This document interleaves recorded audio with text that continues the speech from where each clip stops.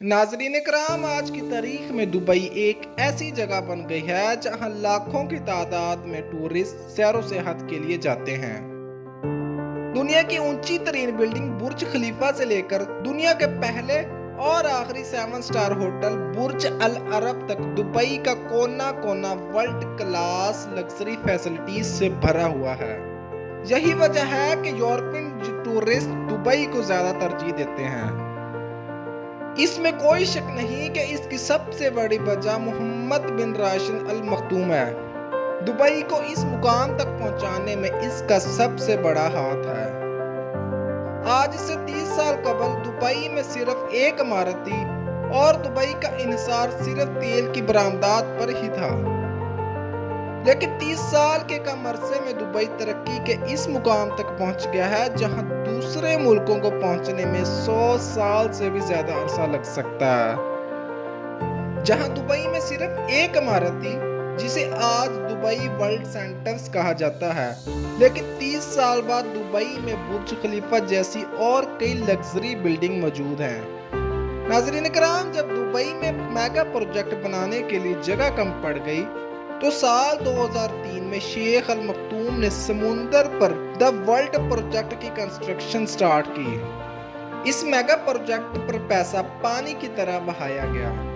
अरबों डॉलर्स से तैयार होने वाला द वर्ल्ड प्रोजेक्ट से दुबई के शेख को बहुत ज्यादा उम्मीदें थी। उनका मानना था कि ये बुर्ज खलीफा से भी ज्यादा शोहरत हासिल कर लेगी। ये बात सही भी थी, क्योंकि समुंदर के पानी के ऊपर आइसलैंड बनाना एक बहुत बड़ा चैलेंज था। इस आइसलैंड पर लग्जरी विलास 7 स्टार होटल बीचेस बनाई जानी थी। इस जन्नत का टुकड़ा समझे जाने वाले आइसलैंड की एडवर्टाइजमेंट पर भी करोड़ों रुपए खर्च हुए। बड़े बड़े सुपरस्टार ने द वर्ल्ड की एडवर्टाइजमेंट में हिस्सा लिया। लेकिन इन तमाम काफियों के बाद ऐसा क्या हुआ कि अरबों रुपए से तैयार होने वाला लग्जरी आइसलैंड खाली पड़ा हुआ है। जिस तरह दुबई को बाकी प्रोजेक्ट में कामयाबी हासिल हुई, इसी तरह द वर्ल्ड आइसलैंड में भी मिली। 2008 तक इस महंगे तरीन आइसलैंड का 60% हिस्सा सेल आउट हो गया था। एक छोटे आइसलैंड की कीमत तकरीबन 225 करोड़ पाकिस्तानी रुपया बनती है। इस प्रोजेक्ट बनाने पर दुबई के तकरीबन 14 अरब डॉलर खर्च हुए। लेकिन सवाल यही पैदा होता है कि इतना पैसा खर्च करने पर भी पिछले 12 साल से ये आइसलैंड क्यों वीरान पड़े हैं। इसकी पहली गलती इसका डिजाइन था, क्योंकि प्रोजेक्ट शुरू होने से पहले इसका डिजाइन अर्थ के डिजाइन से काफी मुताबिकत रखता था, लेकिन कंप्लीट होने के बाद ये बिल्कुल मुख्तलिफ नजर आने लगा। इसके अलावा 2008 में दुनिया भर को ग्लोबल फाइनेंशियल क्राइसिस का सामना था और आइसलैंड का 60% हिस्सा इस क्राइसिस से पहले ही सेल आउट हो चुका था। इस क्राइसिस की वजह से इन्वेस्टर ने अपने आइसलैंड पर कंस्ट्रक्शन का काम शुरू ना कर पाया। चंद अरसे बाद कंस्ट्रक्शन न होने की वजह से इस प्रोजेक्ट के चंद आइसलैंड वापस समुद्र में बैठने लगे। यह खबर दुनिया में आग की तरह फैली और इन्वेस्टर का इस प्रोजेक्ट पर भरोसा खत्म हो गया।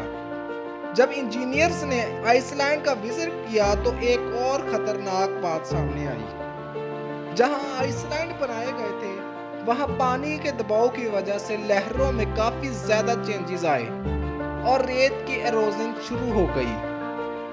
अब नेचर की छेड़छाड़ दुबई पर भारी पड़ गई। मजीद इन्वेस्टर का एतमाद तो इस प्रोजेक्ट से उठ ही गया था, लेकिन जिन्होंने ये आइसलैंड खरीद रखे थे वो भी इन्हें बेचने की कोशिश में है। मजीद नुकसान से बचने के लिए दुबई गवर्नमेंट ने इस प्रोजेक्ट को फौरी तौर पर बंद कर दिया। इसके अलावा गवर्नमेंट को रिफंड भी करना पड़ा।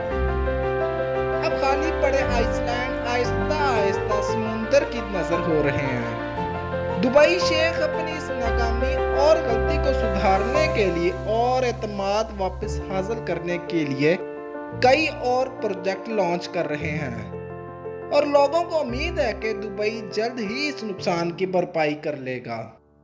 अब इंजीनियर्स का मानना है कि जो आइसलैंड मुकम्मल तौर पर फिट है, इस आइसलैंड पर हुकूमत को चंद पैसे खर्च करके यहाँ कंस्ट्रक्शन शुरू कर देनी चाहिए, क्योंकि ये देखकर बाकी इन्वेस्टर का एतमाद भी खुद ब खुद बहाल हो जाएगा। लेकिन ये भी दुबई की गवर्नमेंट के लिए एक बहुत बड़ा चैलेंज साबित हो सकता है।